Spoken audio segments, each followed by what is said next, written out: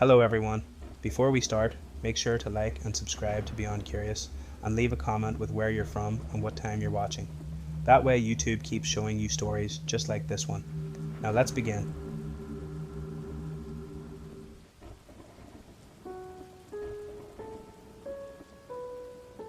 My name's Cole Aldrich.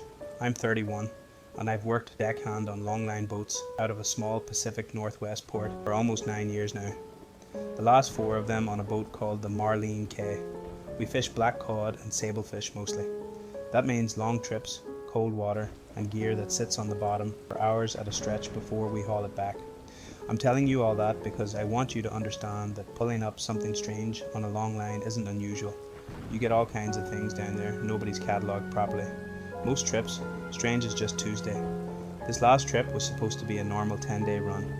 We were working grounds about 90 miles offshore, where the shelf drops off fast into water deeper than any of us like to think about too hard. Our captain, a guy named Des, who's been fishing that stretch for over 20 years, always says the same thing before we set the first string. Whatever's down there was down there before us, and it'll be down there after. He says it like a joke. Nobody on that boat has ever laughed at it. There's a crew of 4 of us. Des skippers. Bertie keeps the engine and the hydraulics running. A younger guy named Thomas handles bait and processing, and I run deck, which mostly means setting gear, hauling it back, and making sure nothing goes over the side that isn't supposed to. We set about 8 miles of ground line that trip, baited hooks based every few feet, waited to hold along the bottom for 6 to 8 hours before we come back for it. You get a feel, after enough years, for what normal resistance feels like on the winch when a full string is coming up loaded with fish. That feel is most of what told me, before I even saw anything, that this trip wasn't going to be normal. The first sign something was off came on day 3. We hauled back a string from about 2,200 meters down. The line came up stripped clean in places, not bitten through clean, almost unwound, like something had worked at it methodically instead of snapping it. Des figured it was probably a big shark, maybe a sleeper working the bait off without taking the hook. I wanted to believe that too. Sleeper sharks get big enough down there to do worse than that. Day 4, same string, same depth. This time 3 hooks came back bent nearly straight. The kind of bend you'd need serious, sustained weight to produce, not a strike and thrash. Our engineer, a guy everyone calls Bertie on account of the parakeet tattoo on his forearm, held one bent hook up to the deck light for a long time without saying anything. Then he just set it down and went back to sorting fish like he hadn't seen it. I told myself a big enough animal, something old and slow, could bend a hook doing basically nothing at all. That held up for about a day. Day 5 was when the sonar started doing something none of us could explain away as easily. Des runs a decent fish finder, nothing fancy. Around 2 in the morning, it started painting a return almost directly beneath the boat. A big, dense mass, holding steady at close to 3,000 meters, well below where any fish that size has business being. It wasn't moving the way a school of fish moves. It held its shape, it held its depth, and twice, over about 40 minutes, it rose several hundred meters before sinking back down again. Slow, deliberate, like it was checking something.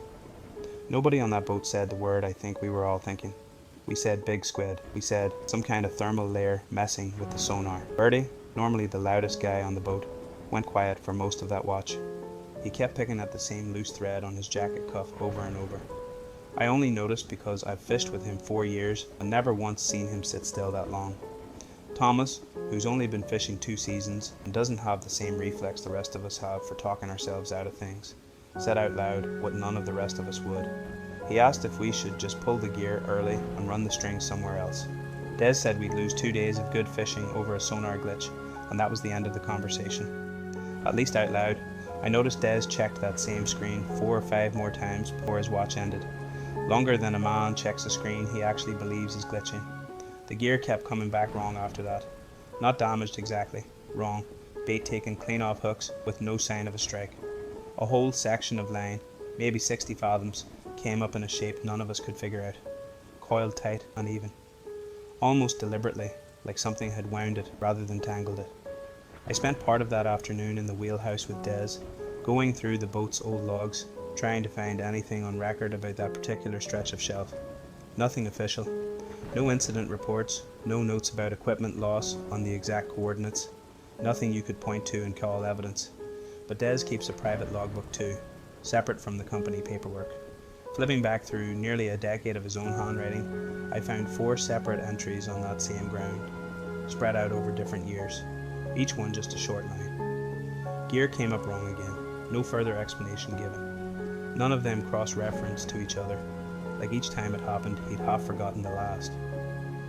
On the 6th night, close to midnight, I was on deck alone checking gear when I felt the whole boat shift, a slow, heavy roll that wasn't from any wave I could see. I looked over the rail into water lit only by our deck lights, maybe 30 feet of visibility at best, and something passed beneath the hull. Not fast, not aggressive, just big. Bigger than anything I've ever pulled a photo of off a research site. Pale where the light caught it. Gone before I could get more than a glance. I called for Des. By the time he made it topside, there was nothing to see but water, and I felt about as foolish as I've ever felt in my life, standing there pointing at empty ocean. Except Des didn't laugh at me. He stood at the rail for a long minute, then told me, quiet, that this wasn't the first trip he'd had something come up wrong on that particular ground. 2 seasons back, a different boat working the same shelf edge lost almost their entire gear spread in one night. Over $4,000 in line and hooks gone, with no storm and no explanation the insurance company would accept. That captain doesn't fish that ground anymore. Des does, because the fishing's good and the mortgage doesn't pay itself. He also told me something I wish he hadn't. Standing there at that rail with the deck lights buzzing over both of us. He said that captain, a man he'd known 20 years, called him drunk about a year later and asked, dead serious, if Des had ever felt like something down there was keeping count. Not of the gear, of the boats. Des said he laughed it off on the phone that night, told the guy to sleep it off and never brought it up again until right then, at that rail, with me standing next to him, having just seen something I couldn't explain either. We finished the trip. We came back with a full hold and gear that was down 2 full spools nobody could account for losing. When we filed our loss report with the company, the adjuster wrote it up as probable large predator activity, undetermined species. That was the end of it, officially. Nobody from the company came out to ask a single follow-up question. Nobody wanted to. Back at the dock, I asked around a little, the way you do when something's been bothering you and you want somebody else to tell you it's nothing. An older guy who's worked that same port for closer to 30 years, mending gear most days now instead of fishing it, didn't laugh at me either. He said that particular stretch of shelf has had a reputation, quiet and half joked about for as long as he's worked the water. Boats losing gear with no good explanation. A couple of captains who simply stopped fishing it and never said exactly why. He called it just one of those grounds, the way you describe a stretch of highway that always seems to get more accidents than it should, and went back to his mending like the subject was closed. I still work that boat. Des still fishes that ground because it's the best ground he's got and none of us can afford to pretend otherwise. But we don't run gear checks alone after dark anymore. Not on that stretch. Not since that trip. Birdie says he still feels the boat roll sometimes on flat windless nights. The same slow, heavy roll from that night. None of us ask him to describe it any closer than that. I don't go looking over that rail after midnight if I can help it. Whatever came up with that line, we never brought it up all the way. And some nights, out there in that much dark with that much water underneath you, I think that's the only reason any of us are still around to talk about it.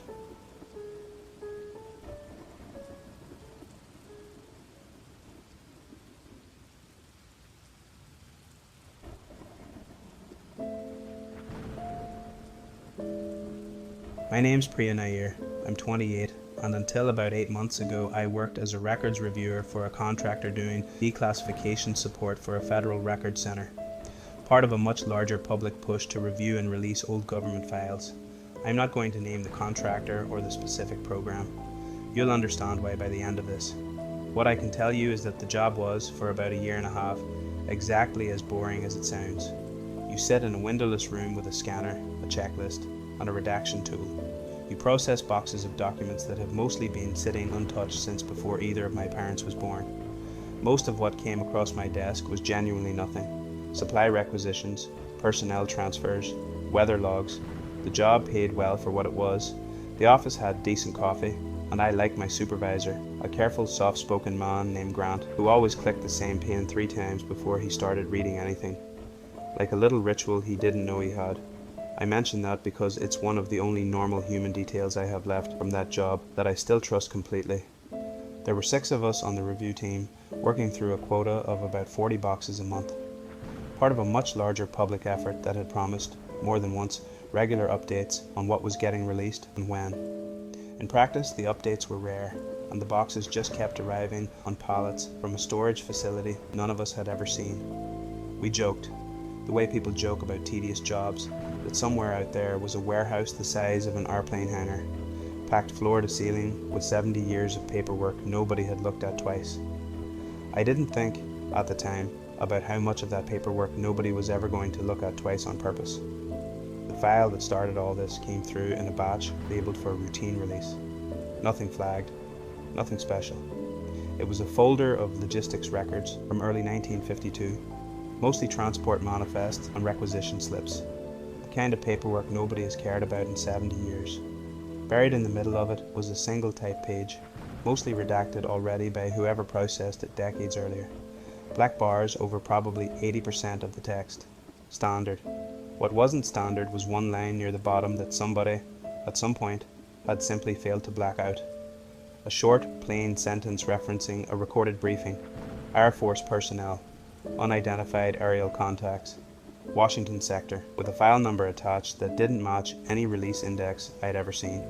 I told myself it was nothing. Old documents get sloppy redactions all the time, especially ones processed by hand decades before anyone digitized the stuff.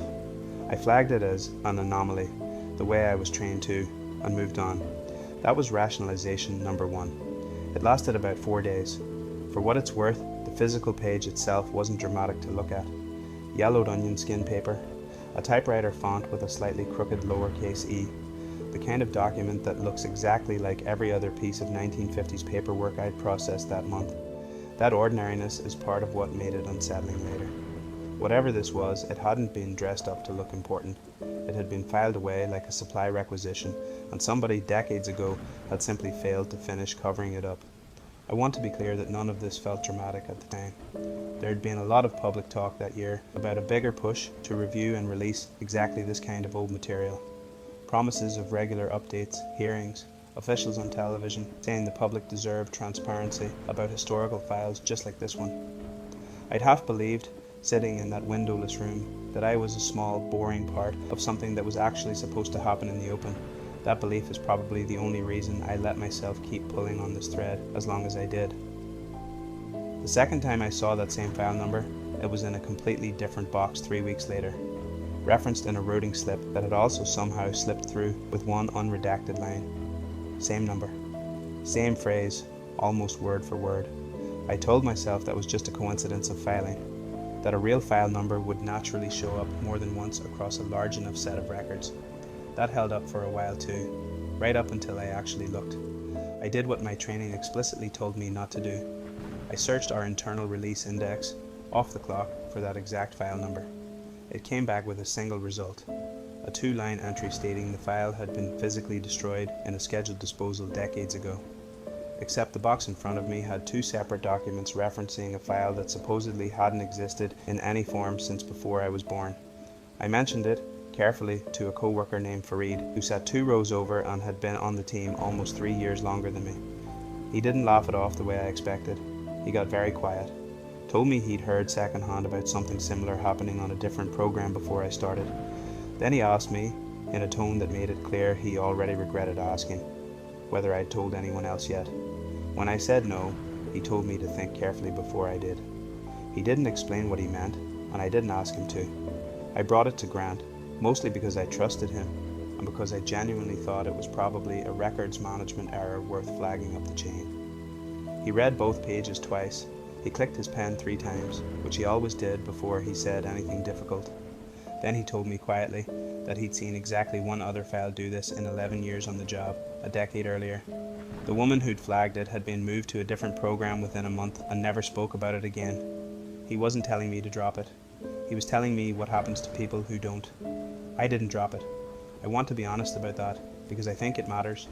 I spent the better part of 2 weeks quietly cross-referencing every fragment I could legally access, building a timeline of a real recorded 1952 briefing between military personnel and outside scientists discussing unidentified contacts tracked over the capital that same summer. A recording that officially, as far as any public record was concerned, had never existed in any retrievable form.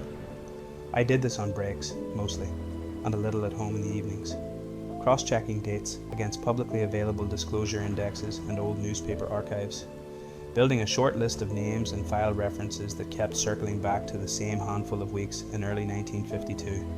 None of it would have meant anything to somebody who hadn't already seen that one unredacted line. To me, it read like a shape slowly resolving out of static, one confirmed date at a time. On a Thursday morning, close to the end of that second week, 2 men I'd never seen before were in our office when I arrived, talking quietly with our site manager behind a closed door. By that afternoon, the entire box I'd been working, along with every document I'd flagged, had been physically pulled and logged as recalled for reprocessing. I was reassigned to an unrelated project that same day. Grant wouldn't meet my eyes for the rest of that week. 2 months later, I was let go. My termination paperwork called it a routine contract reduction, along with exactly one other person from my team, the woman who'd sat 2 desks down and helped me build part of that timeline. I signed paperwork on my way out that I'm still not going to describe in detail here, except to say that it was considerably more specific than a standard exit agreement usually needs to be. Here's the part I haven't told anyone outside my own family. Before that box got pulled, I made one photocopy of that single unredacted line, folded small. It's been in the same drawer in my apartment ever since. I've never done anything with it. I'm not entirely sure what I'd do with it if I tried, but I know exactly what that line says. I know it references a real recording that a very official, very public disclosure effort has spent the better part of this year saying doesn't exist in any retrievable form. And I know precisely how fast an entire department can move to make sure nobody like me ever gets that close to it again. I still keep half an eye on the news for any mention of that file number surfacing through official channels. So far, nothing. Fareed left the contractor entirely about a month after I did, and the one time I texted him to ask how he was doing, he answered like a colleague, polite and brief, and never once mentioned any of this. I understood that not to be an accident. I think about Grant's pen clicking 3 times more than I'd like to admit, and some nights I take that photocopy out of the drawer just to look at that one sentence again. It's the only proof I have that I didn't imagine any of this. Some part of me is still waiting to find out whether keeping it was the right call, or the last mistake I get to make quietly.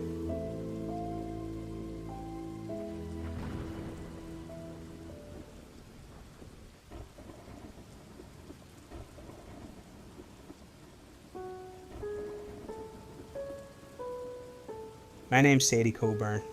I'm 36, and I live on 11 acres of family land my grandfather cleared back in the 50s, out past the edge of a stretch of national forest most people around here just call the Hollow. I work from home doing bookkeeping for a couple of local businesses. I keep chickens and 2 goats, and up until this past spring, the biggest predator problem I'd ever had out here was the occasional fox getting bowled around the coop. I'm telling you that so you understand what kind of quiet, ordinary life this was before any of this started. That contrast is most of the reason it scared me as badly as it did. The house sits about 400 yards from where the cleared pasture gives way to trees, close enough that I can see the tree line from my kitchen window, far enough that I never used to think about it at all. My grandfather used to say, you didn't go looking for trouble in the Hollow, and it wouldn't come looking for you. Growing up, I never once thought there was anything underneath that saying worth examining. I'd walked that fence line 1,000 times without a second thought. I couldn't tell you the exact day that stopped being true, only that it was sometime in early April, and that by summer I couldn't imagine walking it after dark for any reason at all. It started with the goats acting strange in early April, refusing to go near the back fence line closest to the tree line no matter how good the grazing was there, huddling instead near the shed even in decent weather. I chalked it up to a coyote passing through, maybe a bear working the berry thickets a little early in the season. Goats spook at all kinds of things. That explanation held for about 2 weeks. I also lost a couple of nights of sleep over the chickens during that same stretch, though at the time I didn't connect it to anything at all.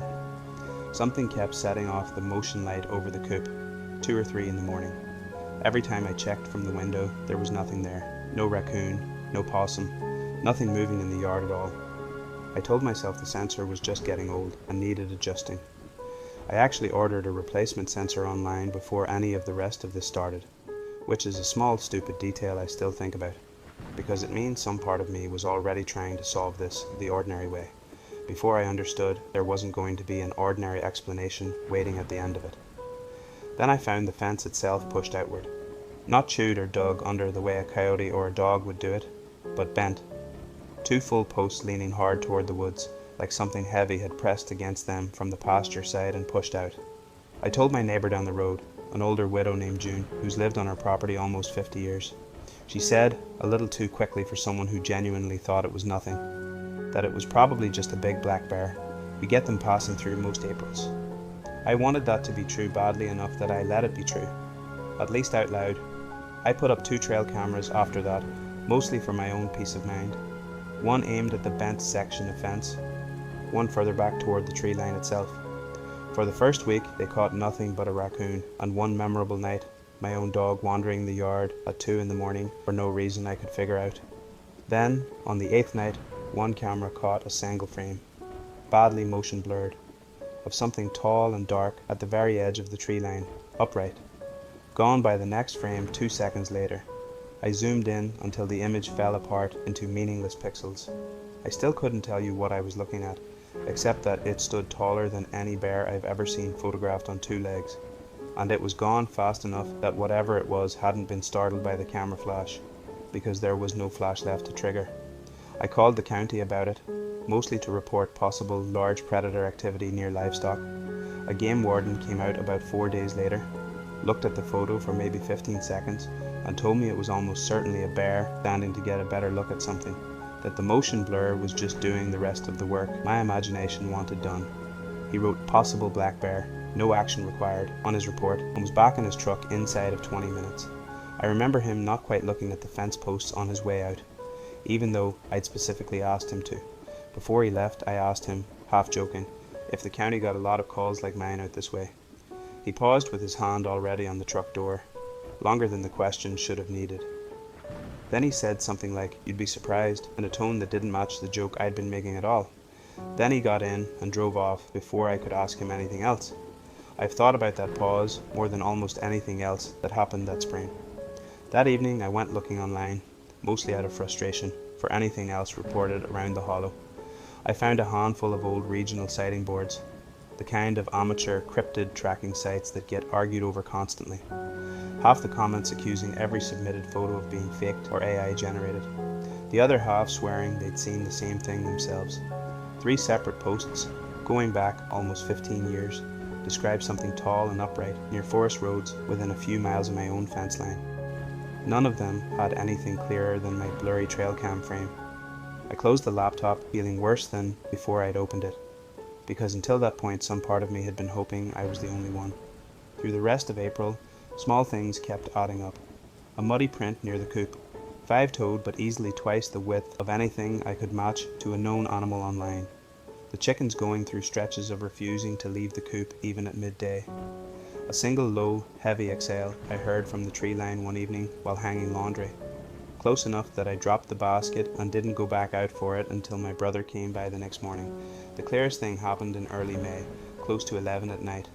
I stepped onto the back porch to call the dog in and found him already standing rigid at the porch steps, hackles up, staring past the pasture toward the fence line without making a sound. For that dog, that's more alarming than barking would have been. I followed where he was looking and saw it directly, for maybe 3 or 4 seconds, standing just past the bent fence posts, tall, broad through the shoulders in a way that didn't match anything I could name. It didn't move toward the house.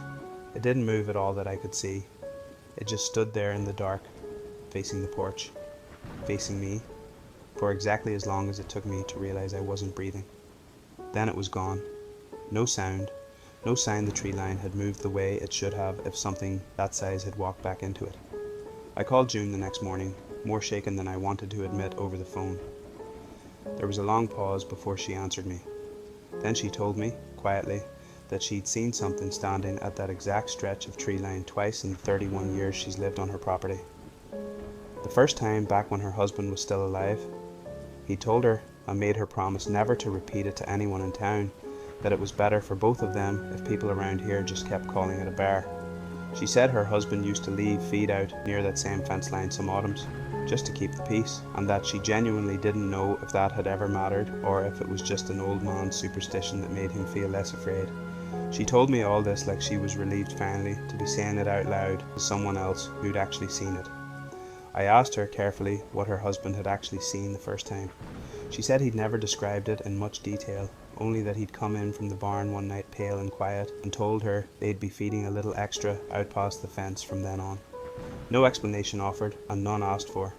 She said she used to assume it was superstition left over from his own father, until the second time she saw it herself, years after he'd passed, standing in almost the exact same spot, and understood all at once that he'd never been superstitious about anything else in his whole life. I told my brother about all of it eventually, mostly because he kept asking why I seemed so on edge. He listened, the way family does, with a kind of patient concern that made it clear he thought I was overtired or stressed about something unrelated. He offered to come stay a weekend and get to the bottom of it, which mostly meant walking the fence line once in broad daylight and telling me it was probably a bear. He didn't say it unkindly, he just hadn't stood on that porch with the dog gone rigid beside him, and there wasn't really a way to make him understand what that had felt like without sounding like I needed more help than I actually did. I moved the goat's shelter closer to the house that same week. I don't let the dog out alone after dark anymore, not on that side of the property. I don't hang laundry out past sundown, no matter how nice the evening is. The trail cameras are still up. I haven't gotten a clear frame since that night in May, though the goat still won't graze that back corner, no matter how tall the grass gets there. June and I talk about it sometimes now, over coffee, in the same careful, sideways way she first mentioned her husband's warning, like we're both still deciding how much of it we're allowed to believe in daylight. She started leaving a little feed out near her own property line again, the way her husband used to, and she's never once explained it beyond saying it can't hurt. I haven't started doing the same, not yet, but I keep the bag of chicken feed closer to the back door than I used to, and I'm not entirely sure that isn't the first step toward the exact same thing. Neither of us has told the county anything more. I don't know what good it would do. I just know that whatever stood at my fence line that night wasn't confused about where it was, and it wasn't afraid of me. Some nights, when the dog goes rigid at the door for no reason I can see, I still find myself checking that stretch of tree line before I let myself look away.